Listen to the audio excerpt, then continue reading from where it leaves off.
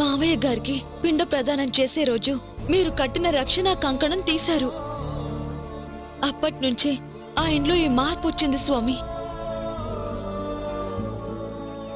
ఆ క్షణం నుంచే ఆయన మాట, చూపు అన్నీ మారిపోయాయి. కష్టం నా వరకే ఉన్నంత వరకు నేనెప్పుడూ బాధపడలేదు, భయపడలేదు. ఆ కష్టం నా భర్తని, నా కుటుంబాన్ని కూడా బాధ పెట్టడం మొదలుపెట్టాకే నా వాళ్ళని కాపాడుకోవాలని ప్రయత్నించాను.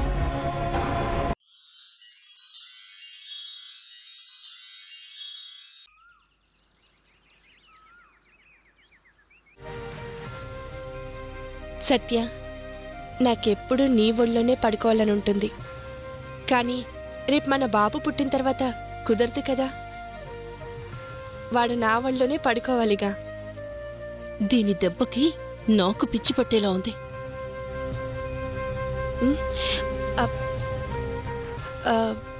సారీ వదినా.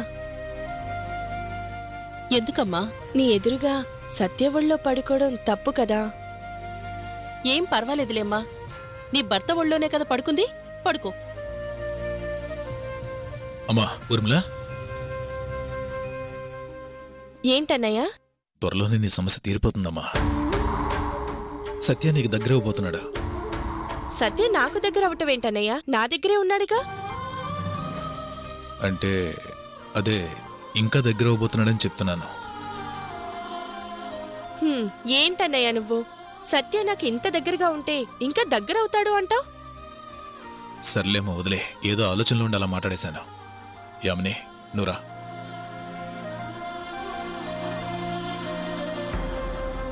విన్నావా సత్య? అన్నయ్య ఏమంటున్నాడు? ఇంకా మనం దూరంగా ఉన్నామని అనుకుంటున్నాడు. ఆ సత్య,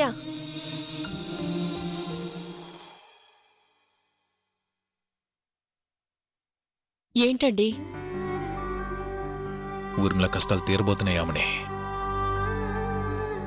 నా చెల్లెలకు మంచి రోజులు వస్తున్నాయి.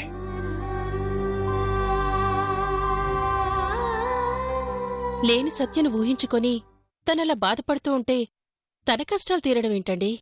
ఇన్ని రోజులు నా చెల్లెలు ఇలా అయిపోవడానికి, ఇంతకాలం నా చెల్లెలు బాధపడడానికి కారణమైన సావిత్రి ఇక లేదు.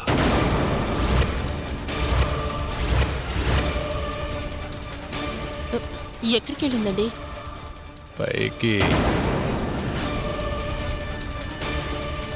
పైకా? అవును యామిని, చనిపోయింది.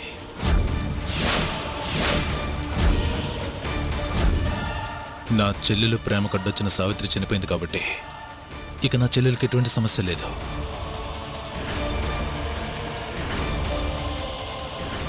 ఇక నా చెల్లెల గురించి ఏ భయం లేదు.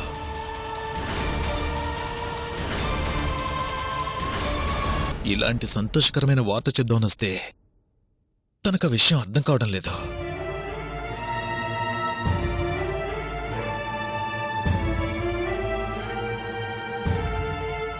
నాకైతే ఇక నా చెల్లెల గురించి ఎటువంటి భయం లేదు. తప్పకుండా తన మామూలు మనిషి అవుతుంది. అవును,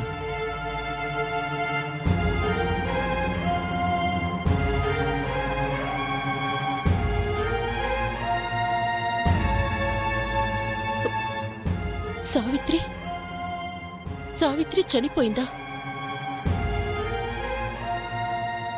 భగవంతుడా, అంత మంచి అమ్మాయికి అప్పుడే చావా? ఏంటయ్యా ఇది?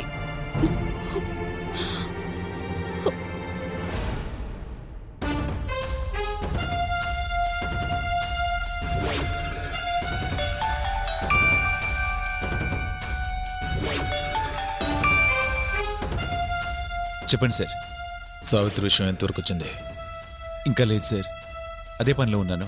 త్వరగా త్వరగా త్వరగా సావిత్రి ఎక్కడుందో ఇన్ఫర్మేషన్ తెలుసుకుని అచ్చొచ్చిందని ఇన్ఫర్మేషన్ నాకు ఇవ్వు. అర్థమైందా? అలాగే సార్, త్వరలోనే ఆ గుడ్ న్యూస్ చెప్తాను. ఓకే.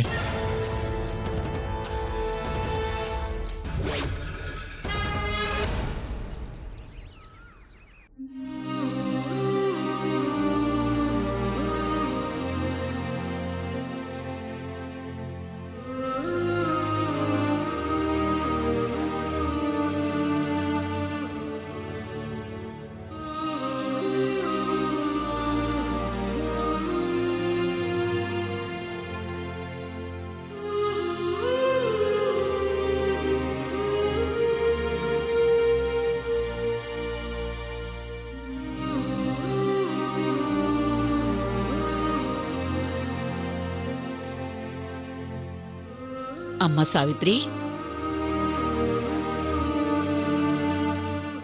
దేని గురించమ్మా అంత తీవ్రంగా ఆలోచిస్తున్నావు? ఎలా మన సమస్యల్ని పరిష్కరించుకోవాలో, అసలు ఎక్కడి నుంచి మొదలు పెట్టాలో అర్థం కావడం లేదు బామ్మ. సమస్య ఇంట్లో ఉంది, మనం బయట ఉన్నాం, నేరుగా ఇంటికి వెళ్ళలేని పరిస్థితి. అసలు నందిని పెళ్లి ఆపాలంటే ఏం చేయాలో అర్థం కావడం లేదు బామ్మ.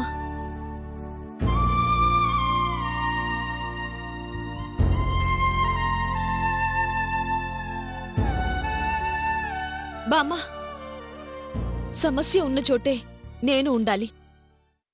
అంటే నువ్వు ఆ ఇంటికి వెళ్తావా? అదొక్కటే దారి కనిపిస్తోంది బామ్మ. పడిన కష్టాలు చాలవా మళ్ళీ ఆ ఇంట్లో చేరి ఏం చేద్దామని? సావిత్రిలా వెళ్ళి కష్టపడ్డాను, కాని ఇప్పుడు నేను సావిత్రిని కాదుగా. నిజమే అనుకో, కాని ఆ ఇంట్లో చెయ్యాల్సిన పనులన్నీ ఆ ఇంట్లోనే ఉన్నాయి బామ్మ.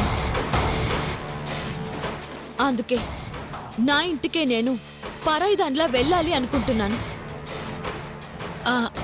అది భయపడకు బామ్మ.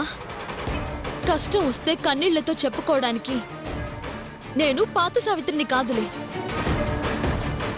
రేపు నువ్వే నన్ను ఆ ఇంట్లోకి చేర్పించాలి. నేనా? నువ్వే బామ్మ. ఆ ఇంట్లోకి నాకు నేనుగా వెళ్ళటం కంటే నీ ద్వారా వెళ్ళటమే మంచిది. ఏం చెయ్యాలో ఎలా చెయ్యాలో నేను చెప్తాను కదా. ఆ ఇంట్లో అడుగు పెట్టించే వరకు నువ్వు చూసుకో, మిగిలింది నేను చూసుకుంటాను.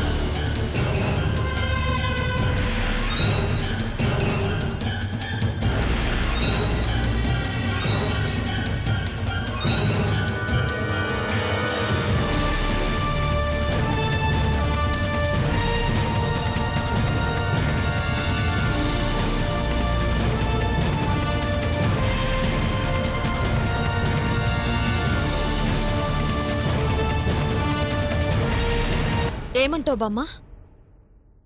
సరేనమ్మా. ఉమ్.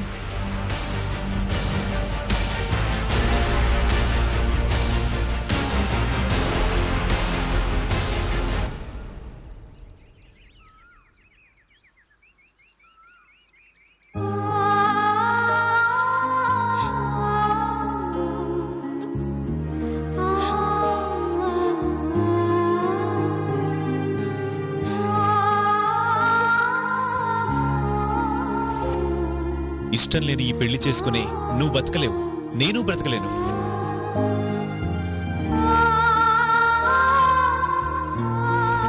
వీళ్ళకి దూరంగా వెళ్ళిపోయి పెళ్లి చేసుకుందాం.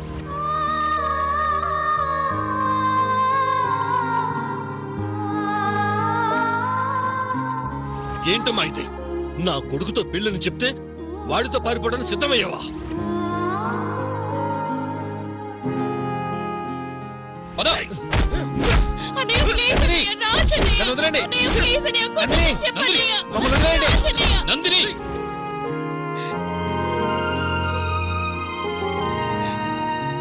అమ్మా నందిని, ఈ పాలు తాగమ్మా. నాకేమొద్దు. ఏంటమ్మా ఇది? రేపు నీ నిశ్చితార్థానికి ఏర్పాట్లు జరుగుతున్నాయి. నువ్విలా ఏడుస్తూ కూర్చుంటే ఎలా? తాగమ్మా. వద్దని చెప్తున్నాను కదా. మరీ ఇంత మొండితనం పనికిరాదమ్మా. చెప్తుంటే అర్థం కాదా నీకు? తాగు. నాకొద్దు.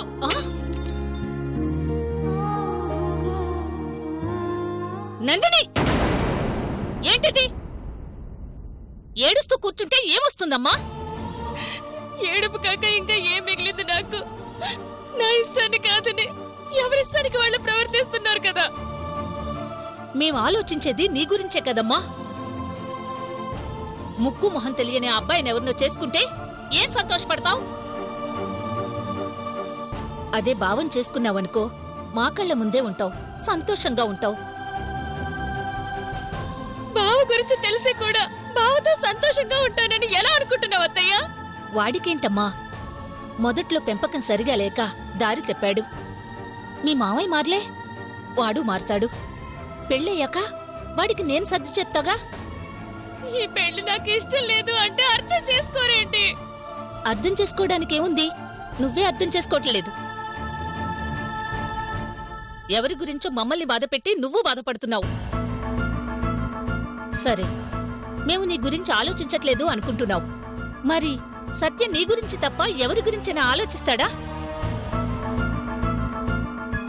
అల్లుడు కూడా ఈ పెళ్లికి ఒప్పుకున్నాడంటే నువ్వు సంతోషంగా ఉంటావని నమ్మబట్టే కదా.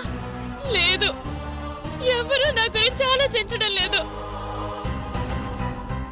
నిజంగా నా గురించి ఆలోచిస్తే నాకిష్టమైన రాజుకిచ్చి పెళ్లి చేసేవాళ్ళు. ఏంటమ్మా రాజు రాజు రాజు అంటావు? అతనేమైనా మన బంధువా లేక నీ చిన్ననాటి స్నేహితుడా? 4 రోజుల పరిచయానికి అతని గురించేదో పూర్తిగా తెలిసినట్టు. అతని గురించి తెలియకపోయినా బావ గురించి తెలుసుగా. బావ కన్నా అతను 100 రెట్లు మంచివాడు. నా కొడుకు మంచివాడేనమ్మా, నిన్ను బాగా చూసుకుంటాడు.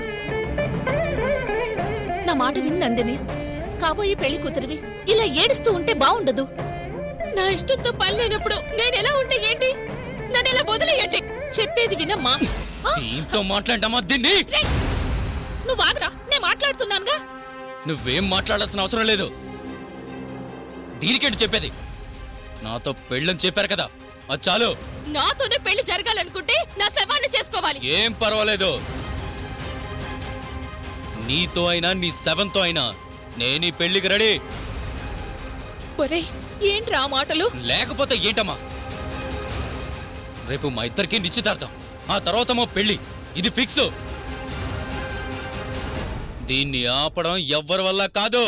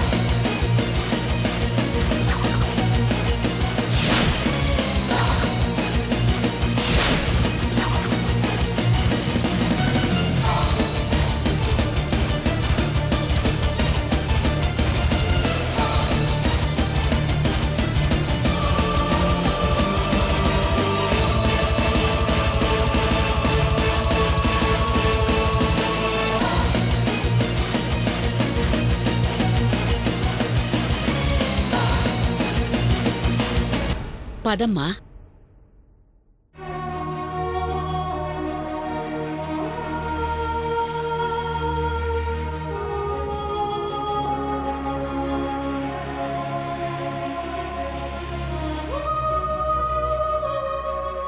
చూసావా బామ్మ, నా ఇంటికి నేను పరాయి దానిలా రావాల్సిన ఇలాంటి రోజు వస్తుందని కలలో కూడా అనుకోలేదు. అనుకోనివి జరగడమే జీవితమమ్మా. జనం కష్టాలు తీర్చడానికి ఆ భగవంతుడు కూడా యుగానికో అవతారం మార్చి పరాయి వాళ్లాగా వస్తాడు. ఆయన వస్తాడని తెలియదు, వెళ్ళాక గాని వచ్చి వెళ్ళాడని తెలియదు. నీ కష్టం నీ వాళ్ల కష్టం తీర్చుకోవడానికి ఆ దేవుడు నీకిచ్చిన మారు రూపం ఇది. అవును బామ్మ, అందరి తలరాతలు మారాలి అంటే నేను పరాయి దాన్నే అవ్వాలి.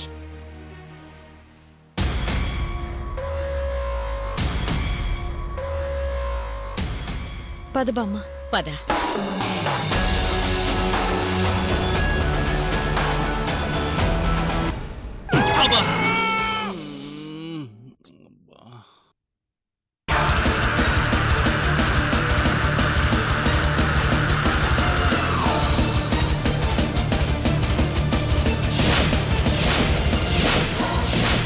తొందరగా రామ్మా, గొంతెండిపోతుంది. ఇదిగోండి బాబాయ్ గారు.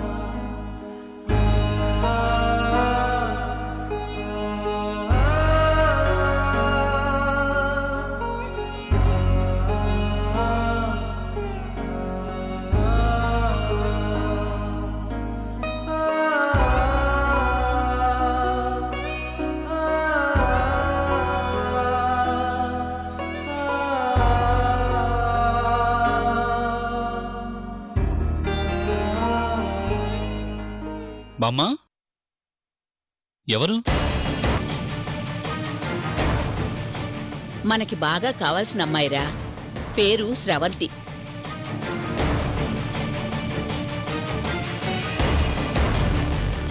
నమస్తే అండి. నమస్తే అమ్మా. నీకు దగ్గర అయితే ఈ అమ్మాయికి ఇక్కడేం పని? నువ్వు ఉండరా. ఏం పని మీద వచ్చింది?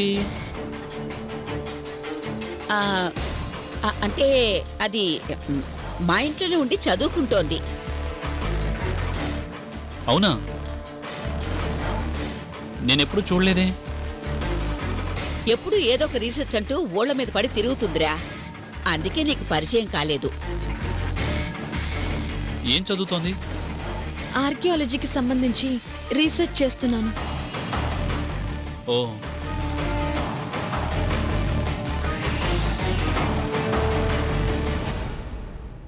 నేను చిన్న పని మీద మీ తాతయ్య దగ్గరికి వెళుతున్నాన్రా. ఒంటరిగా వయసు పిల్ల ఇంట్లో ఉండడం మంచిది కాదు కదా. అందుకే కొద్ది రోజులు మీ ఇంట్లో ఉంచుదామని తీసుకొచ్చాను.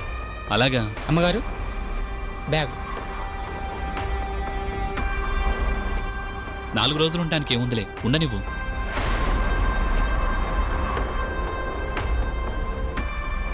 ఈదుకుంటూ పోతే ఈత మొక్కలు వస్తుంది, పాక్కుంటూ పోతే పత్తిపాడు వస్తుంది అన్నట్టు ఆ అమ్మాయిని జానకమ్మ ఆ ఇంటి నుంచి ఈ ఇంటికి తీసుకొచ్చిందనమాట.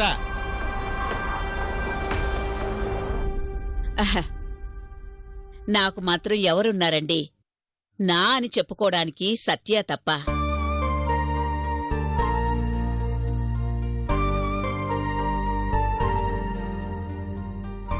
అందుకే ఈ అమ్మాయిని ఇక్కడికి తీసుకొచ్చాను. పర్వాలేదులే బామ్మ, ఉండనివ్వు. ఏం మామయ్య? కాదనడానికి ఏముంది అల్లుడు, అలాగే ఉండనిద్దాం.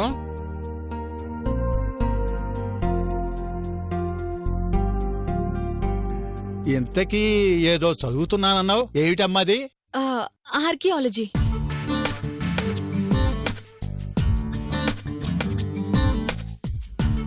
ఒత్తులు, కొమ్ములు, దీర్ఘాలు అన్నీ కలగలిపినట్టుంది. నాకు నోరు తిరగటం లేదులే, ఏదో ఒకట్లే. అమ్మా కామాక్షి,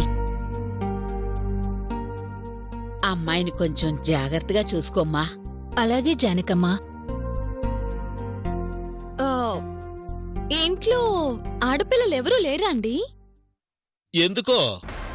అంటే అదే, ఎవరైనా ఉంటే నాకు తోడుగా ఉంటారు కదా. మీకా దిగుల్లేదు, నా చెల్లెలు నందిని ఉంది. ఓ అవునా? ఎక్కడుంది? లోపలున్నట్టుంది. సరే, జాగ్రత్తమ్మా. పెద్దవాళ్ల దగ్గర పద్ధతిగా ఉండి బుద్ధిగా నడుచుకో. చెప్పాలా బామ్మా? పద్ధతిగా ఉంటాను, పనులన్నీ చక్కబెడతాను.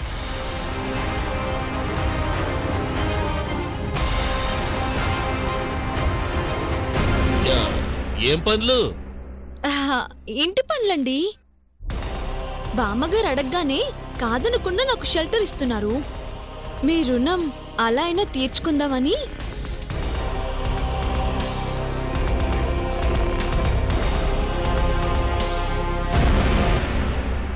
మీకు మీ వదినంటే అంత అభిమానమా? మా వదినంటే నాకు అభిమానం కాదు, ప్రాణం. మా వదిన నాకు వదిన కాదు, అమ్మ.